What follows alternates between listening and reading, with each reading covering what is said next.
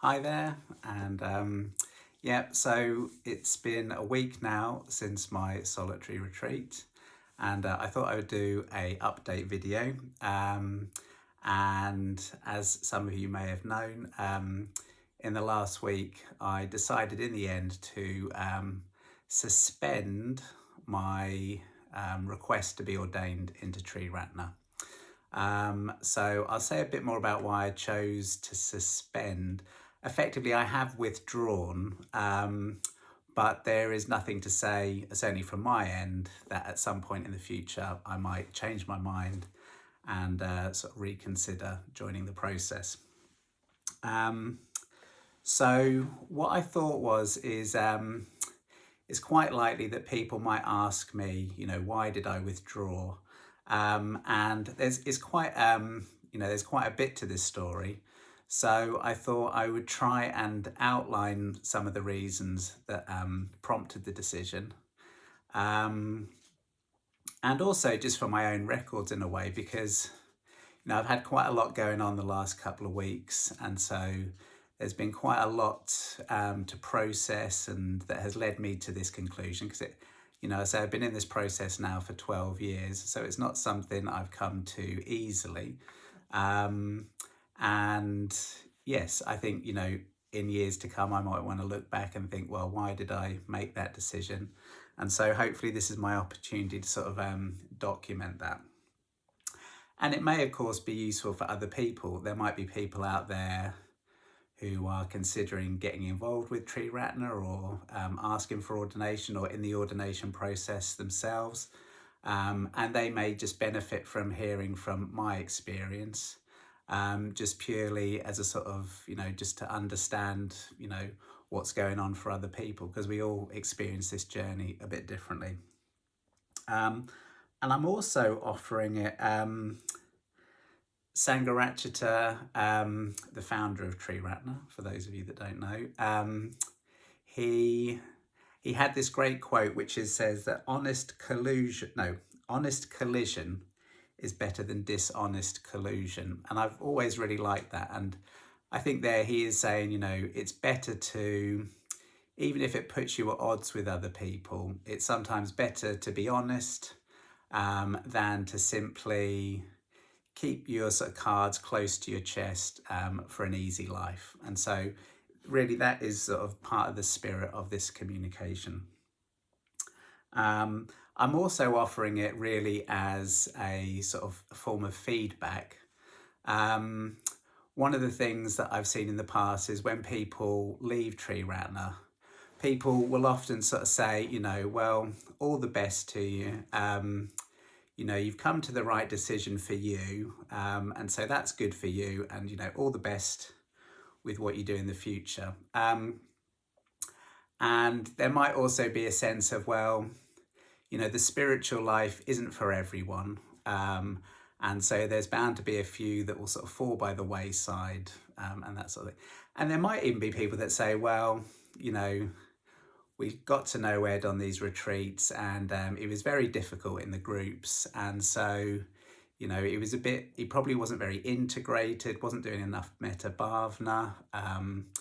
And there could be a tendency, I'm not saying this is the case, but to simply dismiss my failure to get ordained as my shortcomings, without maybe considering more systemic problems with the process itself.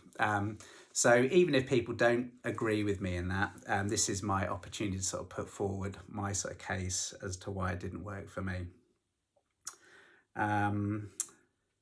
So yes, brace yourself, because there's quite a few points to go through here.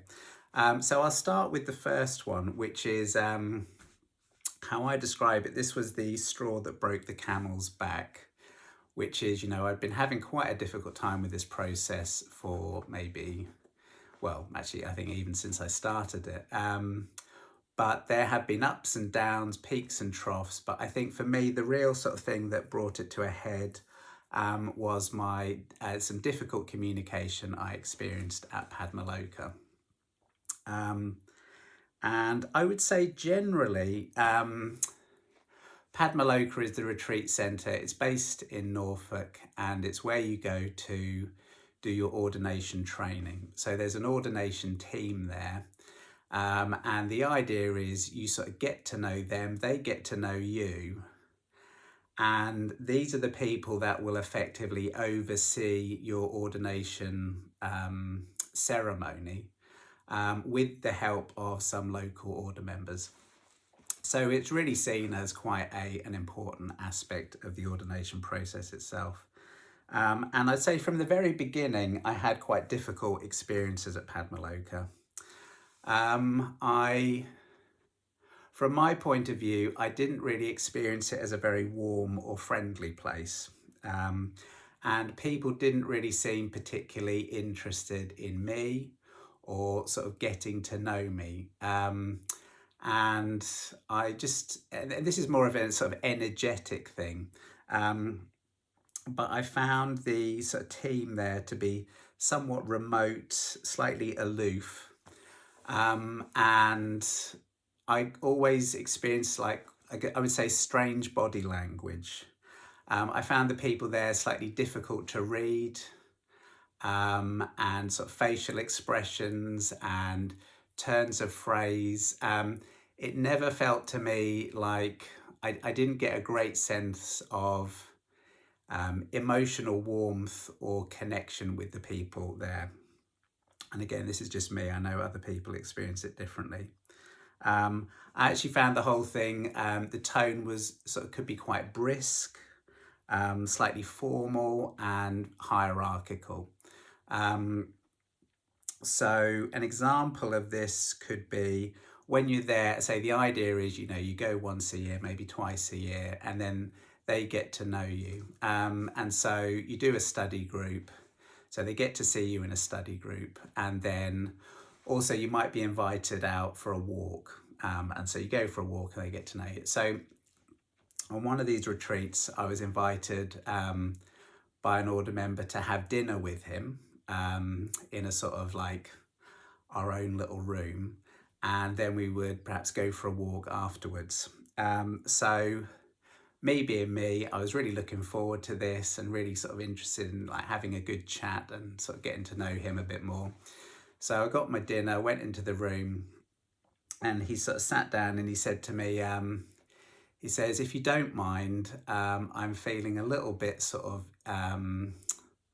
a little bit tired at the moment. Would you mind if we just ate our dinner in silence?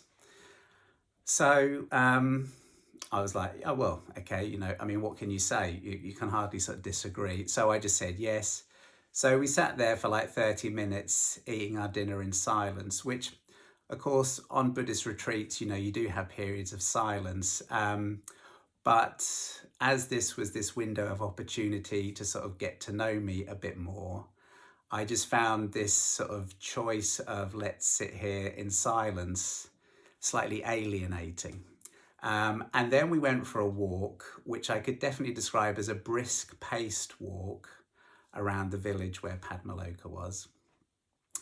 And again, I didn't get that feeling of someone who was genuinely interested in my experience or my process or those sorts of things.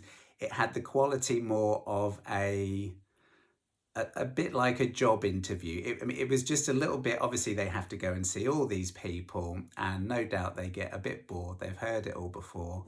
And so, yes, it just wasn't a feeling of connection. So that was, and there were other things. I found the whole being there could be, it was a bit humorless.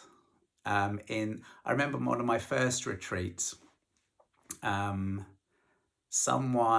have a sort of schedule for the day, and then it was lights out, and someone had, as a joke, written, we do a practice called the Metta Bhavana, which is the development of loving kindness. And after lights out, I think they had sort of added their own little sort of joke about lights out, snoozer bhavana, okay, which was a sort of light-hearted joke, and they'd written it on the timetable. So the next day we get called into a sort of room to, I think have a tune in or a meeting or something like that. And, we're all sort of like basically said that whoever had sort of defaced the property, that sort of behaviour wasn't really appropriate for being on retreat there.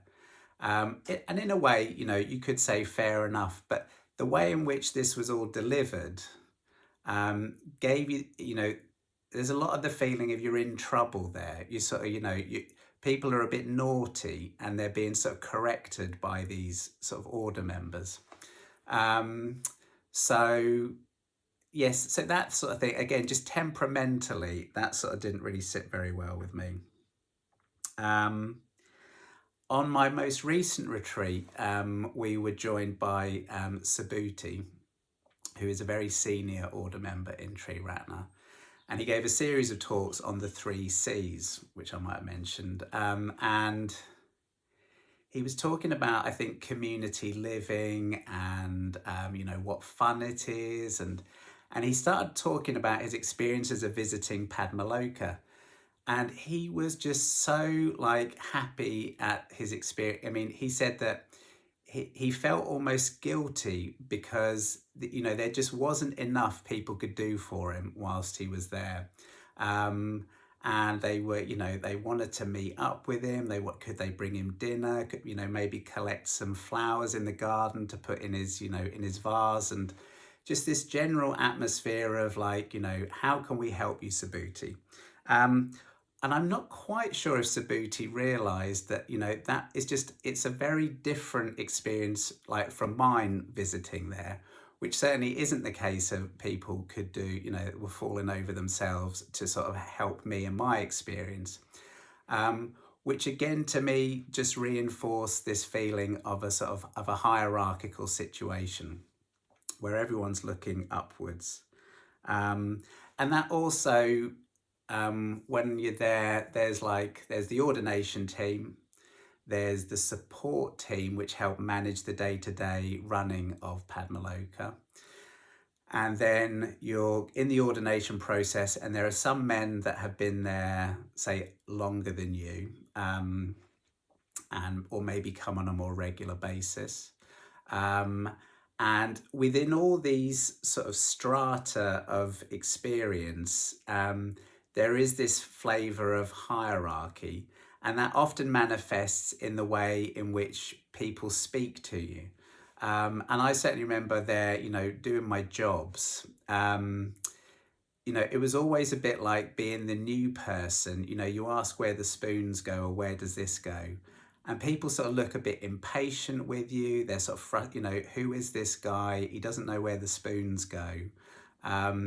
And it was all a bit like that. It wasn't, there wasn't really like, can I help you out with that? It's like, oh God, why don't you know where everything goes, sort of thing. And I spoke to other people there, and that's not an uncommon experience. It's a little bit, I say it's a bit bossy, it's a bit elbows out, I'm in charge here. And I think some men actually really thrive in those conditions. I personally, I don't appreciate that sort of thing at all. So I struggled with that. And then I had gone through my ups and downs with my experiences at Padmaloka.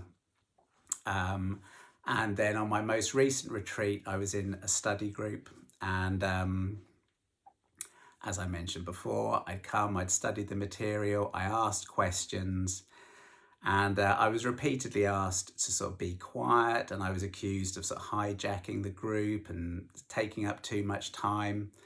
But the communication itself was very, I would say, authoritarian. It was quite sort of strict. It was very strong communication.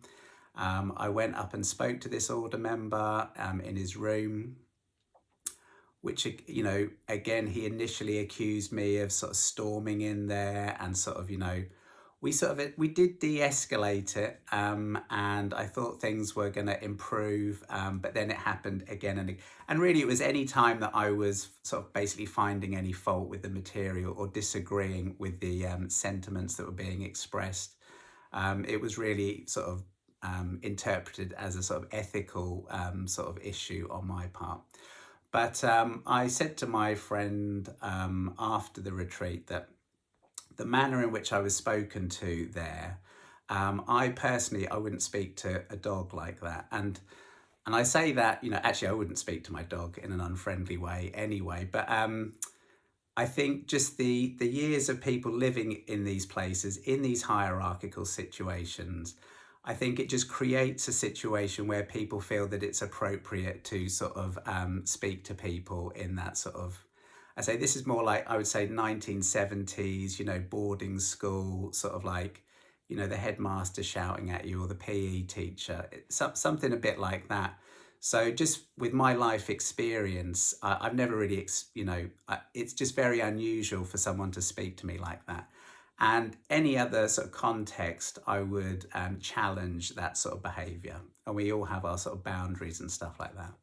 And I found that very difficult. And people were basically telling me that, he's a lovely guy, just get to know him, he's, nice as pie.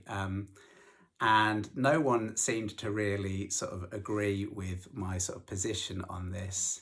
And so at the end, I was left to feel that really this was my own sort of ethical sort of shortcomings. But speaking to my friends when I got home and just speaking about the communication, it left, it was so sort of painful for me in a way that I felt I couldn't see myself returning to Padmaloka in the short term at least. So yes, I think that was the thing, because my local situation had been going quite positively. I'd recently had my KM ceremony, so my little red thing, and I'm getting on very well with my sort of local order members and stuff. So I was full of optimism, actually. I thought things were sort of moving in the right direction, but this was just such a setback and so abrupt that it really sort of snowballed into where I am now.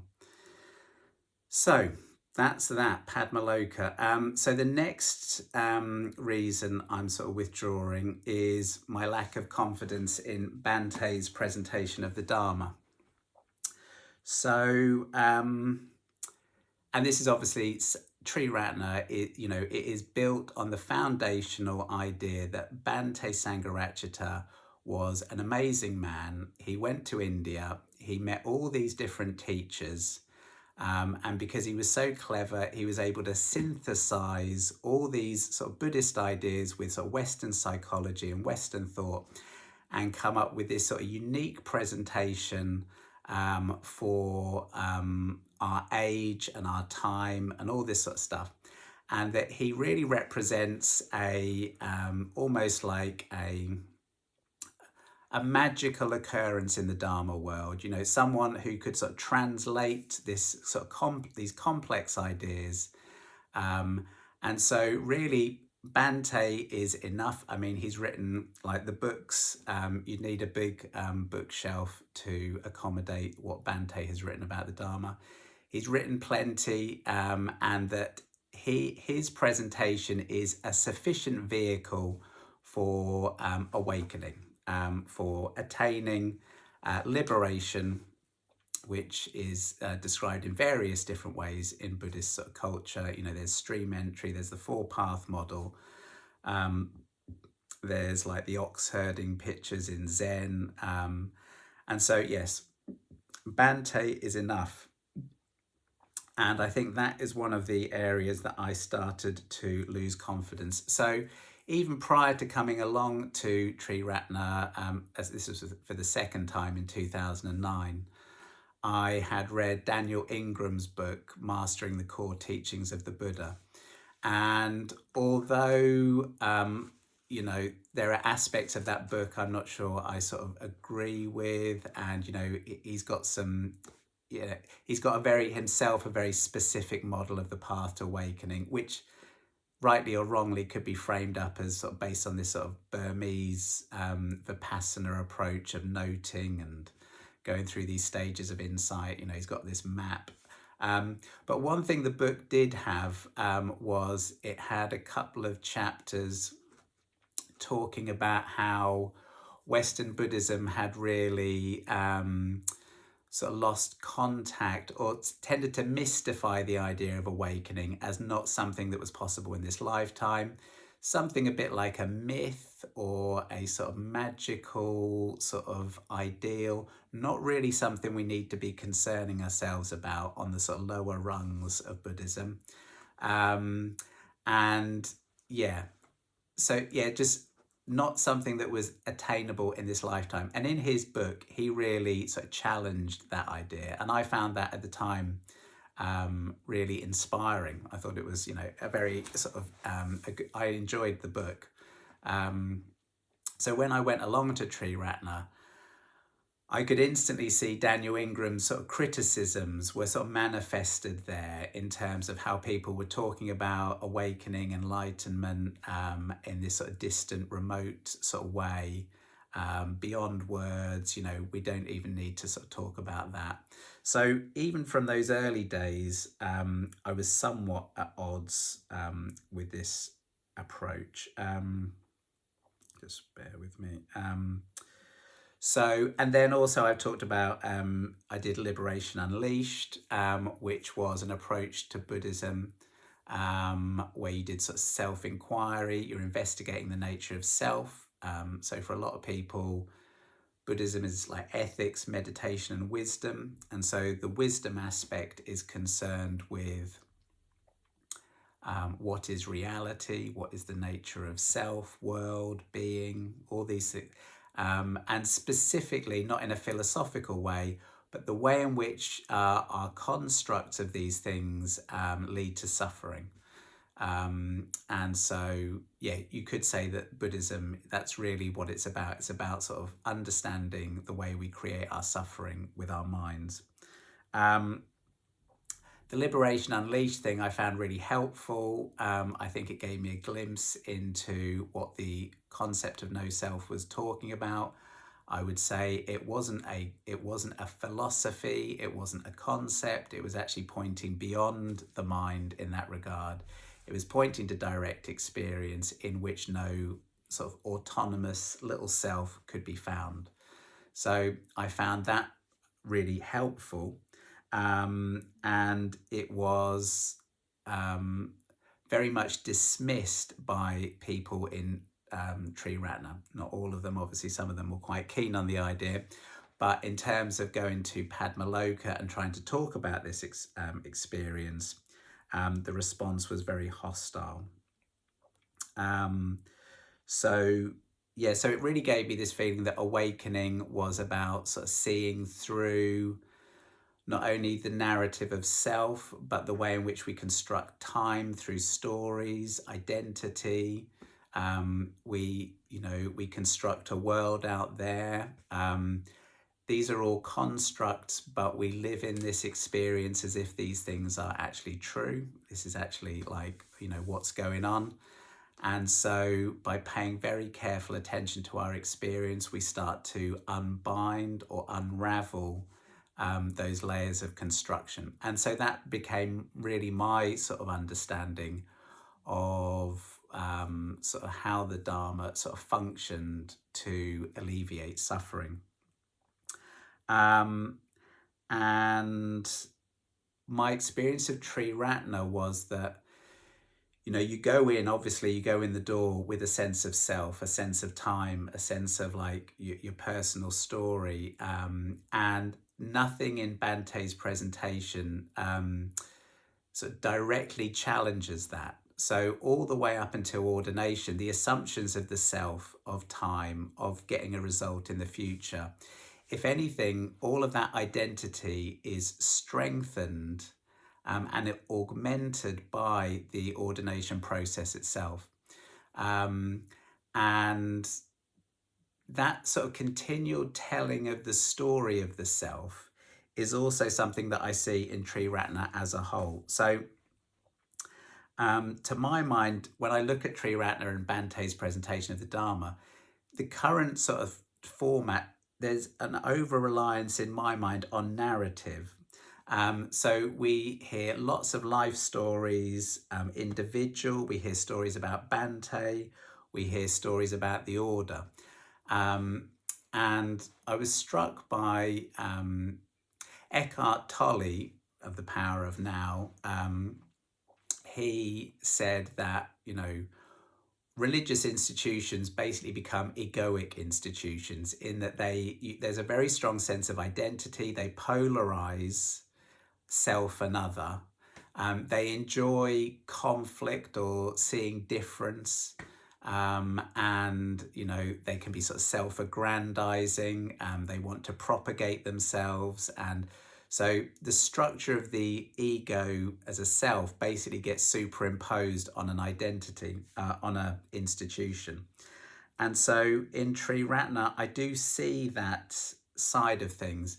And all these years of attending my local centre and Padmaloka, it can sometimes feel a little bit like going to a relative who's got their slides out and they're showing you about their holiday in Greece. And they're showing you, we went here, we went there, we went to this cafe, and they're sort of clicking through the slides. And at the end of the day, you weren't in Greece. You didn't have that experience. So you sort of smile and you're sort of interested and you maybe ask a few questions. But you do get this slight, if it goes on, you're into an hour and a half, you might start to get a bit fatigued with the sort of, how much can I enjoy this sort of rather second-hand experience of someone else's holiday? Well, Triratna can feel a bit like that, as we hear endless stories about Bante and the early days of the order, and and I say for half an hour is fine, but year after year after year, I met Bante Sangharakshita once. I like his books. I liked his sort of teachings. He was a controversial character. I don't really regard him as, I've read lots of other Buddhist teachers. I think he's got some good stuff to say, but I don't experience him in this, I see him as a bit of a mixed bag, I guess, at the end of the day. So listening to these presentations, and the idea is that I adopt these sort of like the narrative of the disciple, is just difficult. And I also see it as effectively counter to the journey of sort of wakening up from identity. So let's see. So yes, at the idea of the institution as an egoic identity, that also came up a lot with the hostility around other teachers. I mean, Buddhist teachers, but also, there was also a lot of hostility. I would see it in Bante's writings, quite derogatory stuff about Christianity. And I appreciate at the time of the writing, Christianity was a much more of a force in sort of British society. And people felt maybe they did need to sort of shake that off. But I would say there's still a little bit of that in the order. And you can hear people say things quite sort of can be quite derogatory about other religions in a way that always made me feel uncomfortable when I was down at my centre. And I think that is the culture of sort of Triratna. So the hostility to other Buddhist teachers, though, if you turn up, there's a great thing, you turn up to, I always see this, people turn up to our centre, there's a bit of a Q&A, and they say, oh yeah, I was reading, Thich Nhat Hanh, and he was saying, I should do this and that. And you can see people's faces drop because as soon as you start mentioning other teachers, people start to feel, undermined, or, they feel there's a threat there. They're a bit too wishy-washy, it's a bit vague, so that from the beginning just did not sit with my thinking style, which is, if I want to learn about a subject, I don't just read one person. You go down the library, you get like 10 books on the subject, see what they've all got to say. Maybe there are some commonalities, maybe there are some idiosyncrasy, things specific to that teacher. And so that's how you come up. So this idea of being hostile to other teachers, that never sat very well with me at all. And it's not something I subscribed to throughout my time in Triratna, which I'm actually glad I did, because the assumption is that Bhante is enough for everyone. But of course, if he's not enough, and if his teachings don't actually direct you towards liberation, then sort of by cutting off your access to other teachers, it sort of traps you within the sort of loop, which, you could say is unethical. And then there was also this whole thing about LU, Liberation Unleashed. People recently said to me they thought that it had sort of echoes of Hinduism, which obviously was sort of regarded as a bad thing. But then when you looked at actually Liberation Unleashed, it was really a bit like the Satipatthana, in that you just pay attention to body, feelings, thoughts. You just pay very close attention to your experience. And eventually you see the thoughts as thoughts. So the idea that you label something as, oh, well, that's LU and we're not into LU, to me, that just shows just not a very sophisticated way of thinking about things. It's just like, well, dig a bit deeper into it, be curious about it. Is there something we can learn here? Could we integrate? But it was all very much like, oh, I don't like their language. I don't like their sort of, I don't like someone didn't like the font on the website, I remember hearing. And it's just, and again, that's all just about defense of the self as extended into the institution. So I started to I didn't really have confidence in Bante's teaching. So and there was a whole thing about, with loyalty to my teachers, I go for refuge. This was a thing you have to say when you get ordained. And so it became sort of clearer to me over the years that I wouldn't really be saying that in good faith. Now, let's see, what else can we say? Okay, so this is a subheading as to perhaps one of the causes and conditions. I'm sure these things could all stand alone on their own, but they all culminated, as you have to understand, this wasn't easy because I was actually very inspired by the ideals of going for refuge. So I had a lot of difficulties with my experience of going for refuge groups in Ipswich. And I'm not going to mention any names here. There's lots of good people involved in the Ipswich Sangha, but I can only talk about my experience. So one of the ideas was when you get ordained, you go into a chapter.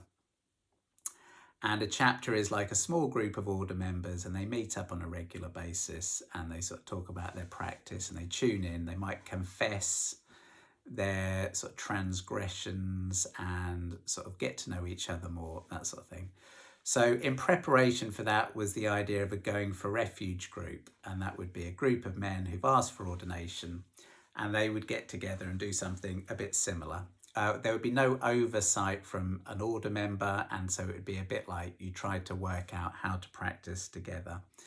And I really like this idea. So when I first came along, when I first asked for ordination, I was quite keen to get into a going for refuge group. And there was quite a bunch of us for a while.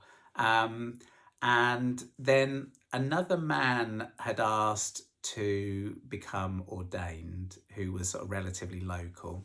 And so I just took it that we would invite this man to join our group, as there weren't any other groups. But we ended up we got into this debate about whether to allow this man to join our group.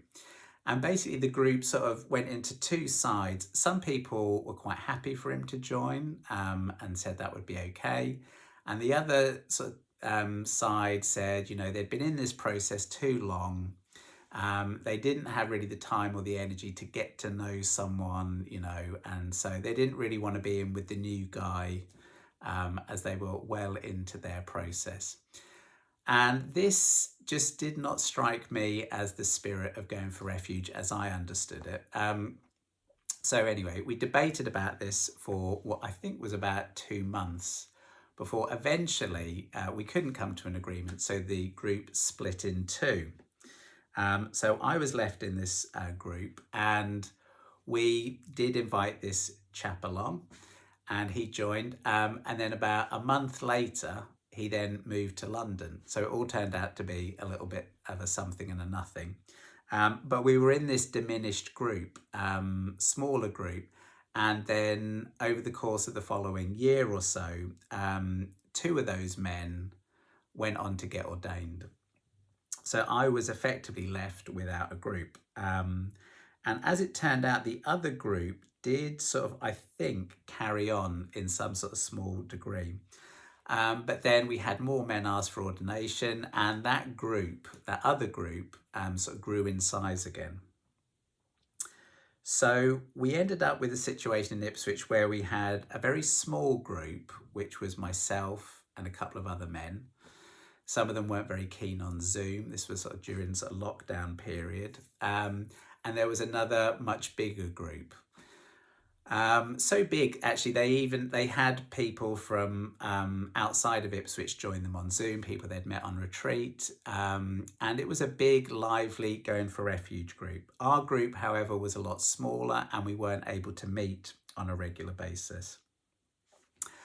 Now, I was in study at the time, and I was just often hearing, how well this group was getting on. They really seemed to be getting a lot out of being in a going for refuge group together. They sort of had nicknames for each other. They had a sort of, there was a lot of banter. And they sort of really did have a great sort of radiated a great sense of sort of camaraderie. And with my smaller group that met very rarely, I did feel a couple of times somewhat alienated, somewhat disconnected from this experience. And I guess it started to, I would say, get on my nerves a little bit, I think. Which probably isn't very skillful. But then what happened was another man in Ipswich asked for ordination. And so I thought, well, with another man having asked, this might be an opportunity to rebalance the groups. I'll just have a little cup of tea. So rebalance the groups. But that didn't happen. What happened is the large group went and approached this man and basically, said, come along, get to know us all. And so the new chap went and joined the big group, leaving our small group still somewhat diminished and a little bit on the outside. Now, just because of my sort of conditioning around fairness and sort of how I sort of see things should be done, I got quite upset by this process, and I thought that they hadn't really done enough to basically bear us in mind and try to rebalance things on a sort of fair basis. So I met up with people, I spoke to them on a one-to-one basis, and the feedback I got really was that people they did hear what I was saying. They felt sorry for us or me. But their primary concern was their own journey, their own going for refuge. And they didn't really want to do anything that might sabotage that. And actually they had advice from Padmaloka and various people that actually the right course of action really was to sort of keep things as it were, which basically I disagreed with, because I felt my always thoughts were with these groups is that they should be primarily about sort of supporting men on a sort of more of a collective spirit rather than as having my individual needs met sort of a spirit. So that put me somewhat at odds with quite a few of these men in terms of I didn't really agree with their position. Anyway, I asked for support from local order members, and they really basically said that it was none of their business and that they weren't going to intervene. They didn't really, some of them saw my position, but they really felt that it was a case of we had to work this out for ourselves. So I didn't really feel very supported in that regard. However, I did take their advice and I decided that I would make the best of our smaller group. And so we hadn't been meeting on a very regular basis. So I went out and visited one of these chaps and got to know him a bit more. And I was doing my best really to try to get that group meeting on a regular basis. So I had quite a lot of energy towards making this work. And then this was around about the time I got married to Rosa. But the long and the short of it was that we were a small group. One of the members was long-term sick, so could hardly come along. So there were basically three of us. And I was like, let's meet up once a week, this time regular as clockwork.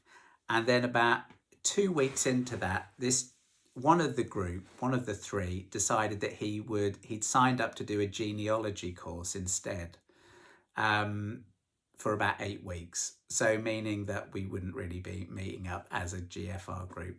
And because of the conditions and the circumstances, I got upset about this and I felt really sort of let down. And I was quite angry with this chap. I thought he was, as far as I understood, you sort of were making a bit of a commitment to this group. And so when I got back from my honeymoon, we met up as a group. And I asked this man why he had decided to do this genealogy course. However, in my sort of communication style, which wasn't everyone's cup of tea, the other members of the group they were so upset by the way in which I was communicating that they decided that they would leave the group. So I was effectively left. There was no group left. And then after a couple of weeks, I don't know how it happened, but the long and the short of it was that the group, they sort of they got back together, but without me in it. So I was left excluded from now the small group and obviously the big group. This was, as you can imagine, having spent sort of years, in this process, it was a very unpleasant experience. And it was a bit like, you're at school and, you're trying your best to sort of make a group of friends and you get sort of rejected. So yes, it was a painful experience and I wasn't quite sure what to do with it. And I think a lot of the advice I was getting from order members was I had to work out, how had I done this to myself and how had I made all this happen?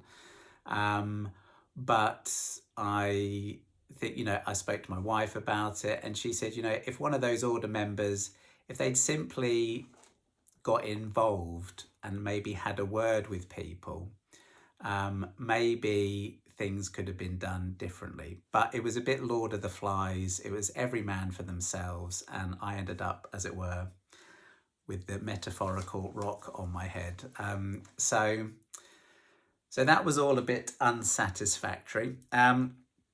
I did try and meet up with some of these people afterwards, and they weren't willing to allow me back into the group, but they were willing to meet up with me for cups of coffee to sort of like monitor my sort of progress, which again I found it all a little bit sort of difficult, shall we say.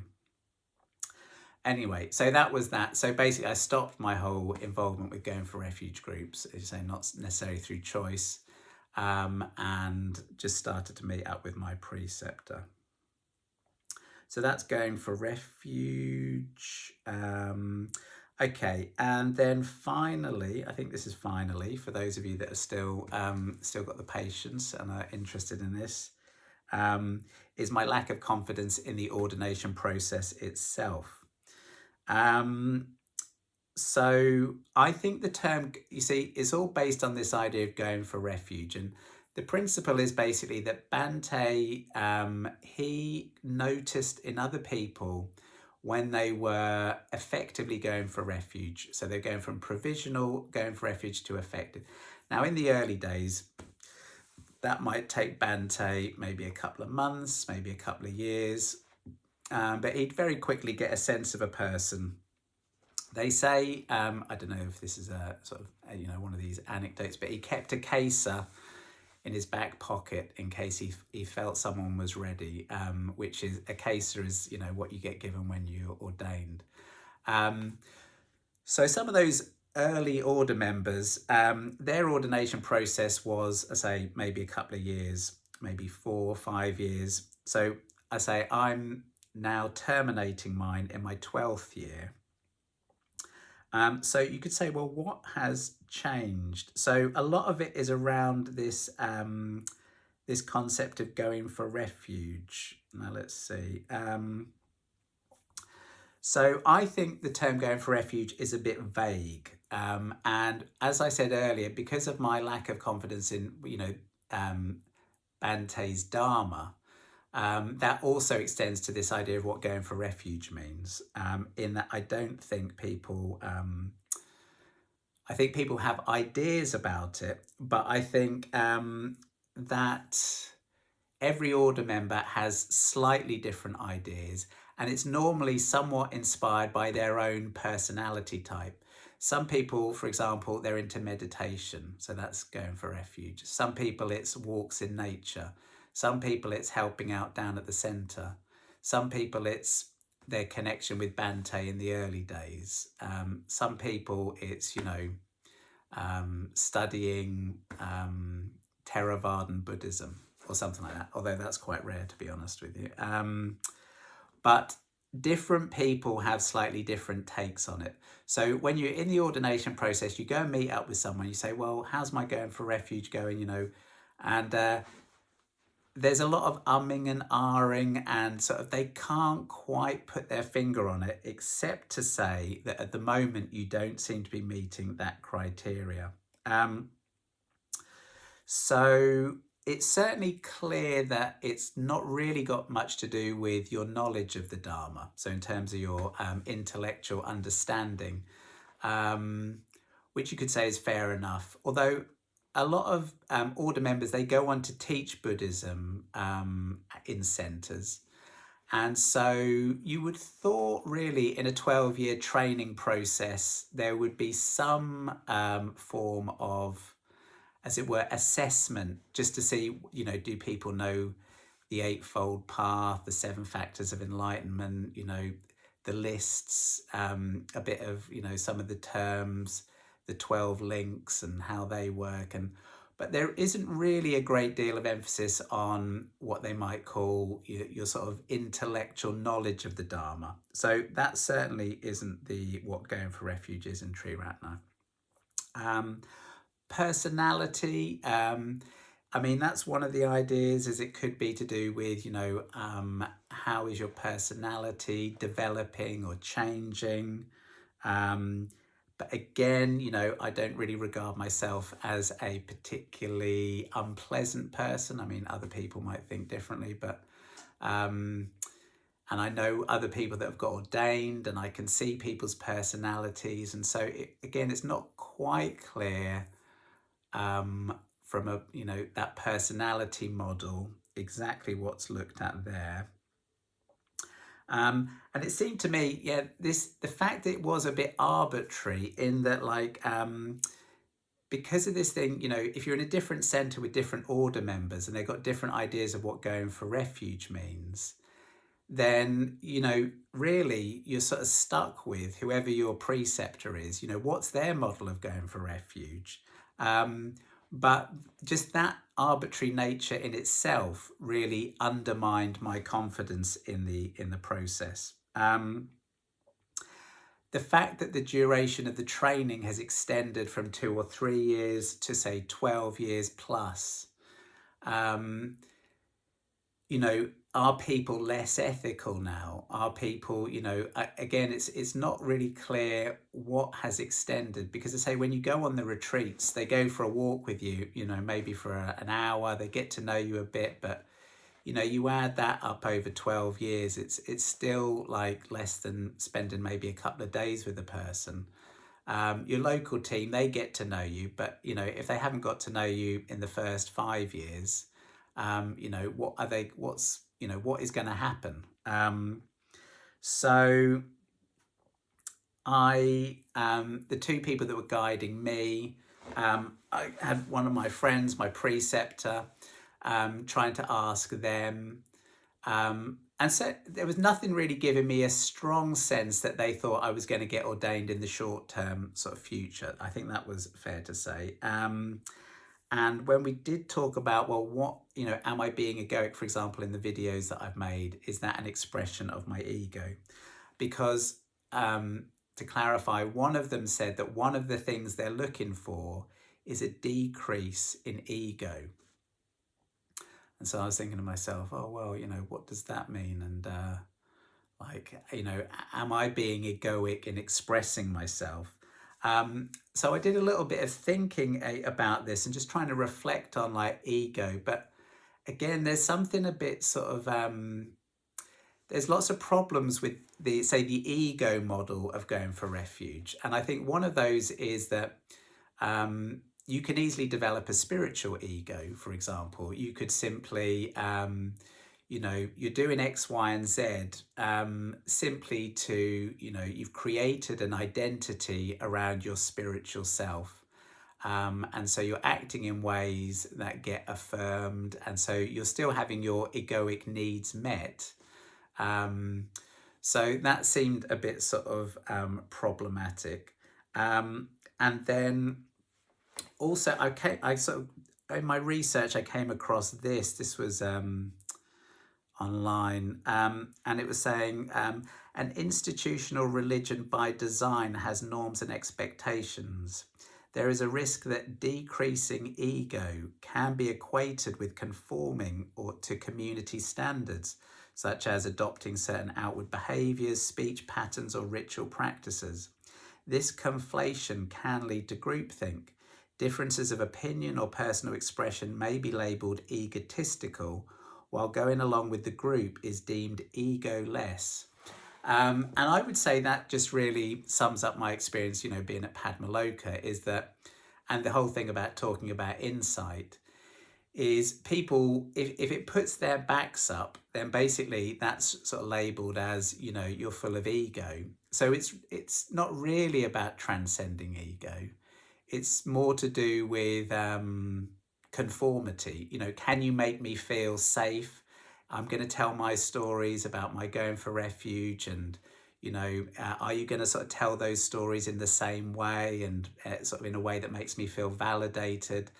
And so really, I think that's sort of like has become, a lot of what going for refuge is about. Because although Bante said this thing about honest collusion, I think, people, they're nice as pie when you're agreeing with them.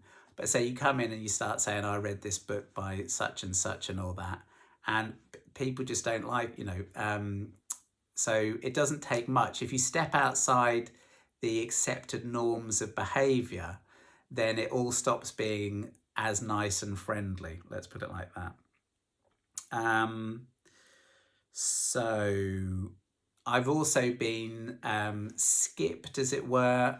So I've had, let's see, I think in Ipswich, so I've had 3 men sort of recently get ordained who, I think one of them asked for ordination maybe around the same time as me. The other 2 asked it after me. They have now been ordained ahead of me.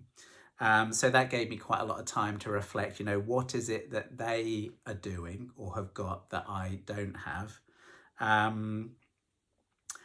And my sense of it was, and again, this isn't a sort of, I'm not saying anything negative about these people, but their approaches were a lot more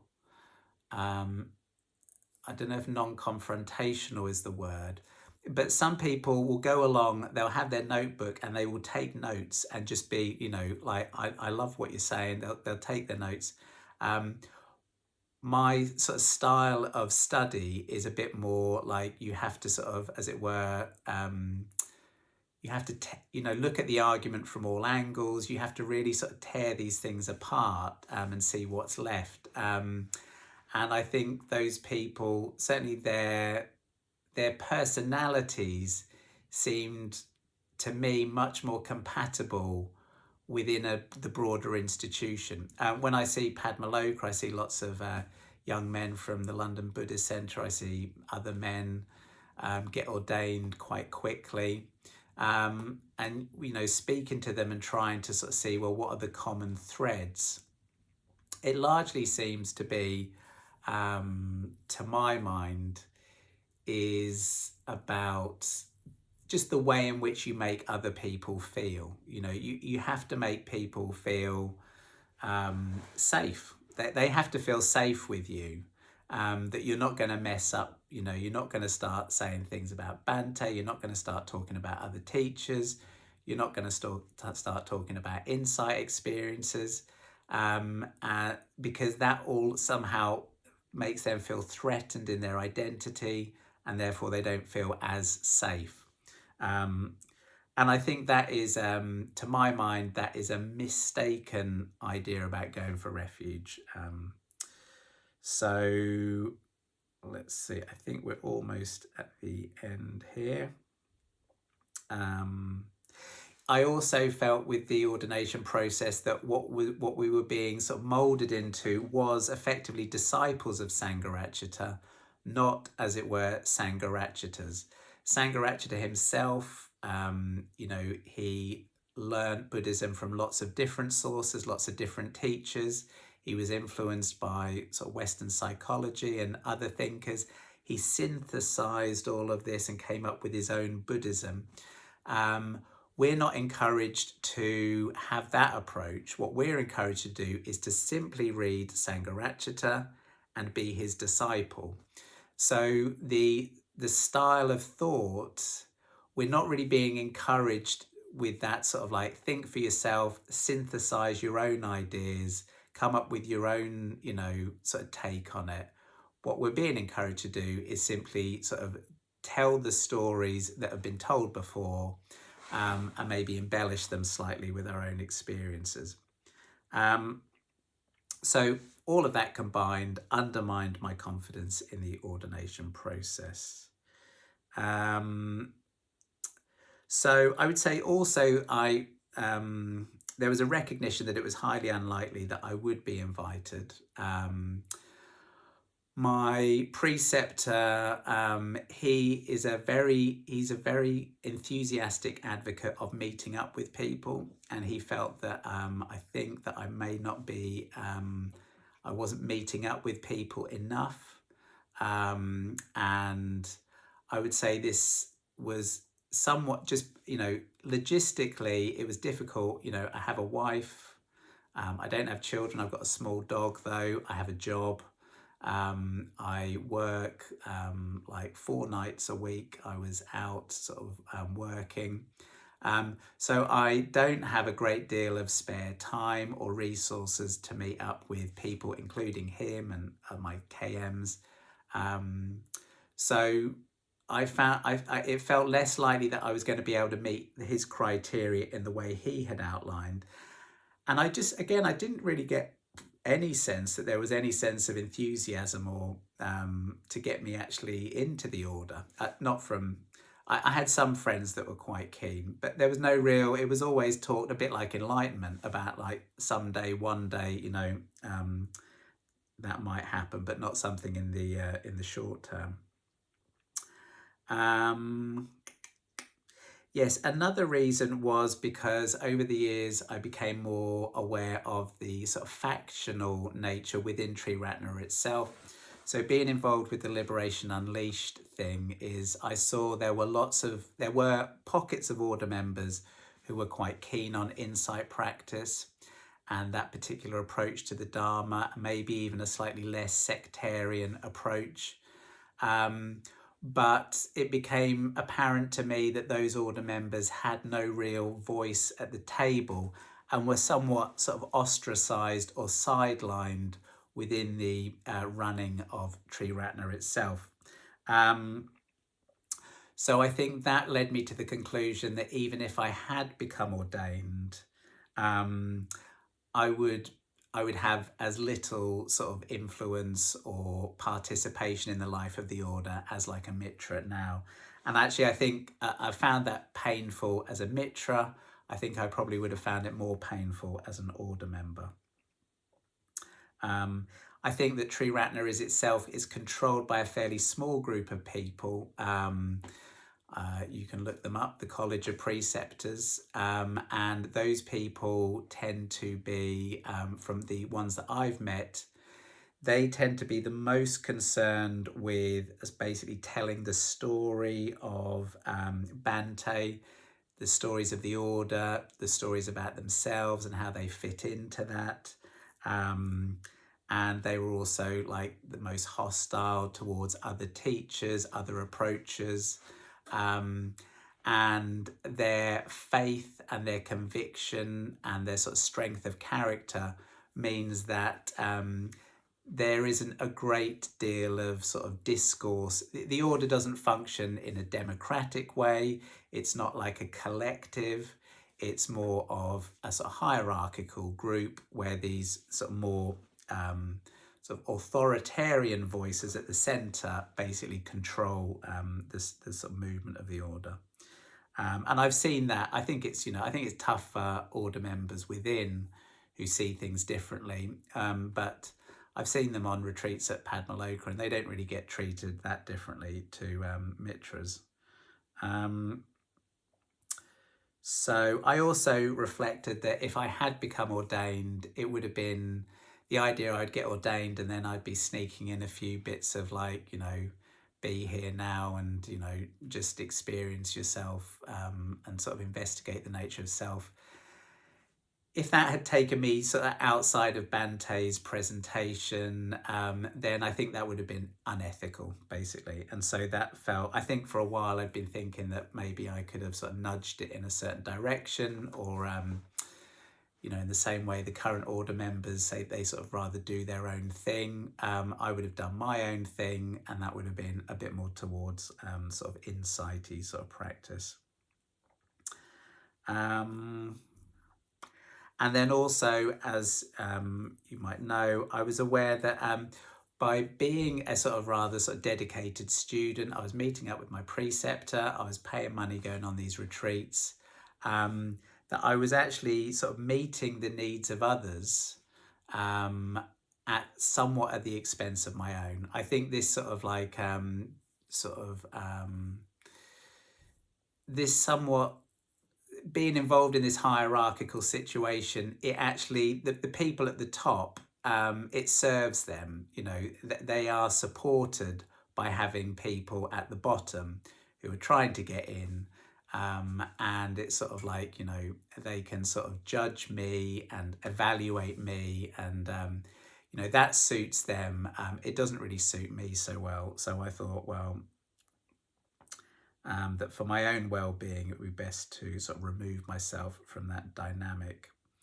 And then, as I'd said in my previous videos, I think just the dysfunctional nature of being involved in this process for 12 years and doing my best and sort of suppressing my own authenticity, my own voice, with the idea that I would be sort of that I would be accepted and I would be like allowed to join. I think really that has actually been psychologically damaging for me. I think it's a sort of, it almost is a sort of expression of a low self-esteem, or a sort of, feeling that I want some validation from others, or I think there was an unhealthy element to it. And so the more I tried, far from being liberated, I felt, I think it was actually to my detriment. So, okay, so there we go. So that's those are the arguments. So all of that combined, as you can see, it's not a small amount, but all of that combined led me to the conclusion that I would be best served to withdraw from the process. But I would also like to caveat that with the fact that it's not an easy decision, because I have actually gained a great deal from being involved with Triratna. So if you've hung around this long, I would just like to just give you some of my happy memories, of being involved in Triratna, which I don't think aren't diminished by anything I've said. And in fact, the reason I suspended my ordination process is because I actually feel there's a lot of good in Triratna. I just feel that the way in which it's presented, as I said, all the stuff before. But let's so I've had great support from some of my good friends locally. And I would describe that a bit like mentorship and sort of friendship. And people have given me a lot of time over the years, and freely, they've sort of taken time out of their day, they've spent time with me, they've heard me going on about all this for, years now.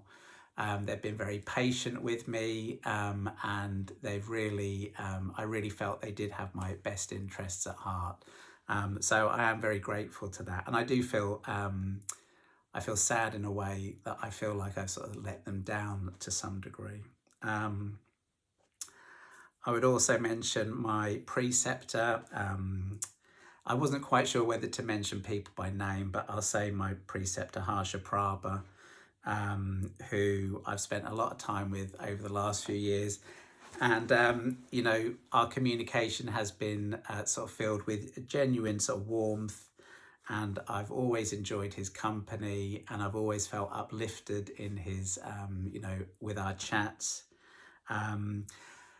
And actually, his enthusiasm for Bhante and the Dharma life as a whole has been, very infectious, and, has really, it's been great. It's been great to have his support over the years.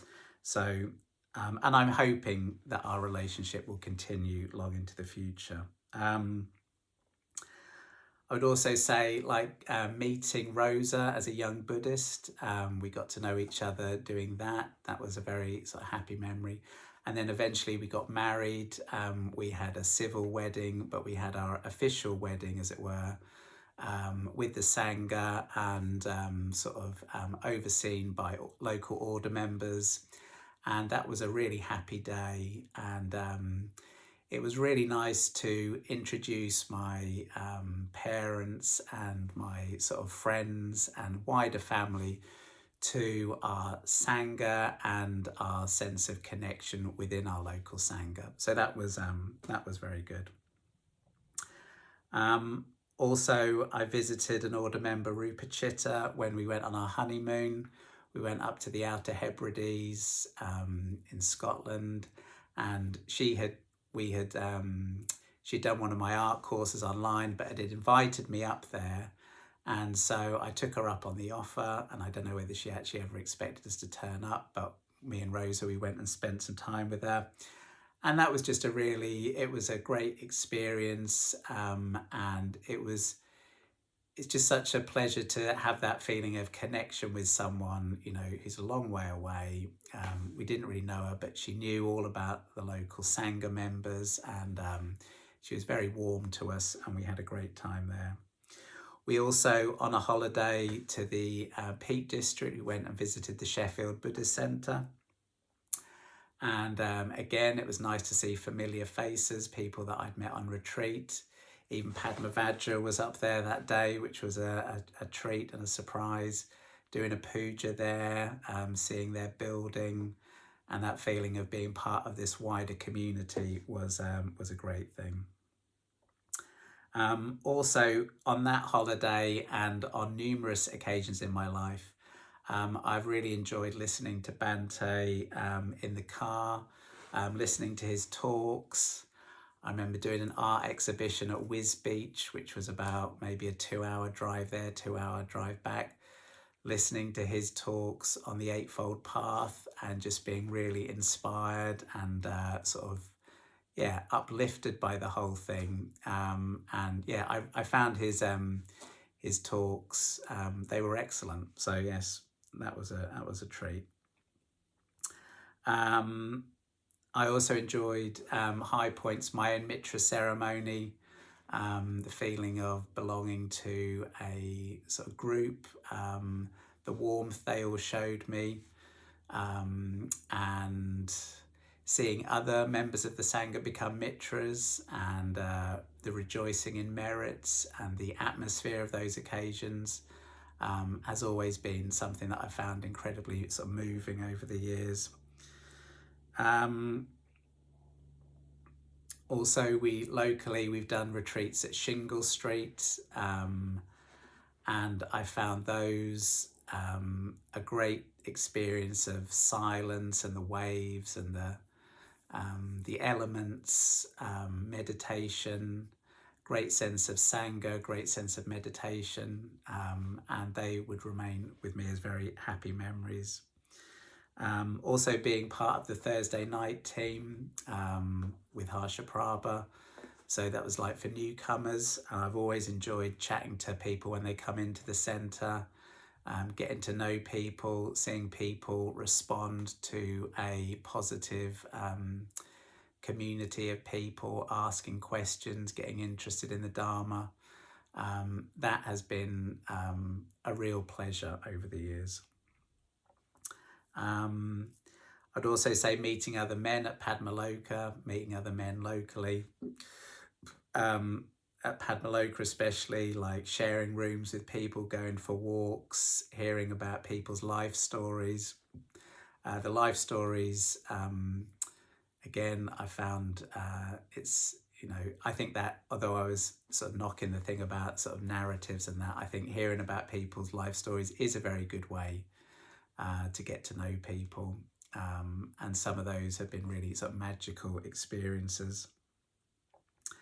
And also, I would say like being at Padmaloka, doing the double meditation in the morning, doing some metta, having a cup of tea, sitting in the garden, listening to the birds sort of sing on the feeder, that sense of quietness of all these men being around, but just like no one saying anything.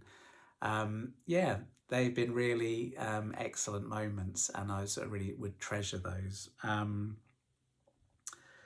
So there's no bad feelings in any of this at all. And although I have my sort of criticisms, I do recognise, this is just conditions playing out. We come to these things, the older order members, they have their own conditioning. They came from a different culture, as it were, a different time. They have their own stuff to work with. I have my stuff to work with. All of this is just the unfolding of conditionality. We're all just trying to do our best to be happy and to find some meaning and connection in life. So there's definitely no bad feeling, and in fact, there's the hope that maybe some of this would be of value to others. Maybe things could be looked at. Maybe the thing could be improved a bit. As I say, I would have really liked to have joined, but I say all of my previous points did get in the way. And I also recognise that even in its current form, basically the system works for a lot of people. I see a lot of men at Padmaloka. They actually enjoy the sort of strictness of it. They enjoy the structure. They don't have the personality issues that I do. They make easier connections with the order members there. And so for a lot of men, it just works really well. And I think they become, better people as a result of it. So yeah, so those are my sort of final thoughts. Anyway, so I feel that's it now. I can feel, happy and relaxed that I've said my bit. And now it's a case of sort of living my life and maybe trying to take what I've learned and sort of see what I can do with it moving forward. Anyway, so that's me, and I will leave it there. So thank you very much. Bye.